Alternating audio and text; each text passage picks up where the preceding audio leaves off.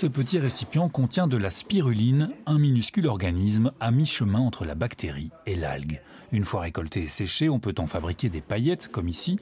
Depuis 25 ans, les chercheurs du Centre d'études de l'énergie nucléaire à Mol se penchent sur la production de spiruline.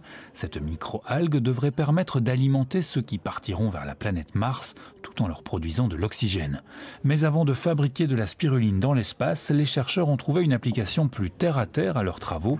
Ils sont partis au Congo, dans la province de l'Équateur, pour y commencer la production de spiruline. Elle servira de complément alimentaire aux populations locales. Parce que là-bas, il y a un gros problème de nutrition. Les gens se nourrissent essentiellement de manioc. Le manioc, ça contient 2-3% de protéines, donc c'est très peu.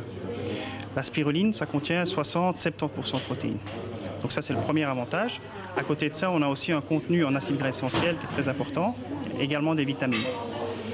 Et le très gros avantage est qu'elle est facile à produire. Il faut un peu de lumière, du CO2, de la bonne température, et on peut avoir des bassins dans lesquels on va pouvoir faire pousser cette cyanobactérie. Dans des grands bacs d'eau, la spiruline pourra se développer. En filtrant l'eau, on récupérera une pâte d'algues qu'on pourra ensuite utiliser.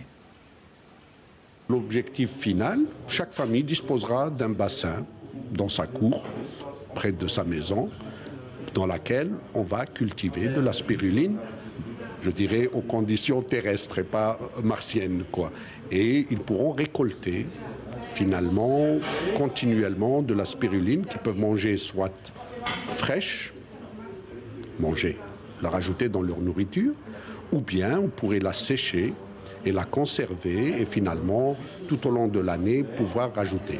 La spiruline a déjà ses adeptes chez nous dans l'élaboration de recettes de cuisine ou comme complément alimentaire. Pour les populations locales concernées par le lancement de cette culture au Congo, la spiruline dans l'alimentation devrait devenir rapidement une réalité. Plus rapidement en tout cas que le premier repas à base de spiruline servi sur la planète Mars, pas attendu avant quelques dizaines d'années.